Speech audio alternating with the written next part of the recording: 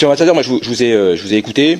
Depuis le début de l'opération de Tsahal à Gaza, au lendemain du 7 octobre 2023, le gouvernement israélien affirme, et vous l'avez redit, que son objectif est de détruire le Hamas et de libérer les otages. Un petit rappel quand même, la colonisation des territoires palestiniens est en œuvre avant le 7 octobre. Mais derrière ces objectifs, qui sont effectivement louables, on voit bien que la réalité est tout autre. Votre armée a déjà tué plus de 54 000 personnes. On peut jouer sur les chiffres, d'où ils viennent. Le meilleur moyen, ça serait d'accepter en fait que des observateurs puissent se rendre sur place. Mais sans compter les centaines de milliers qui sont affamés, blessés et déplacés, parce qu'il y a bien des déplacements de population et des déplacements sans fin, vous ne pouvez pas dire qu'ils sont tous des terroristes du Hamas. Quant aux otages, leurs familles dénoncent depuis des mois leur sacrifice par le gouvernement israélien. En réalité, monsieur l'ambassadeur, je vous ai écouté, mais votre version, elle tient plus. Encore plus, je l'ai dit, en refusant tout observateur et en faisant l'opacité totale sur ce qui se passe à Gaza.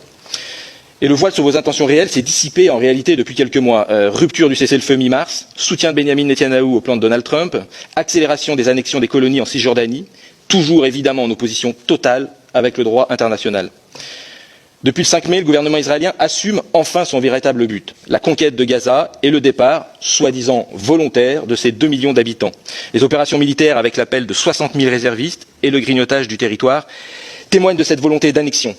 Les franges les plus extrémistes du pouvoir ne cessent de pousser pour cette conquête de Gaza, malgré l'échec de la précédente occupation, puis de la Cisjordanie. En réalité, monsieur l'ambassadeur, ça contraste quand même beaucoup avec votre discours. Alors, monsieur l'ambassadeur, pouvez-vous donc nous confirmer, ou plutôt nous reconfirmer, mais vraiment plus clairement, que vous êtes contre la solution à 2 États défendue par la France?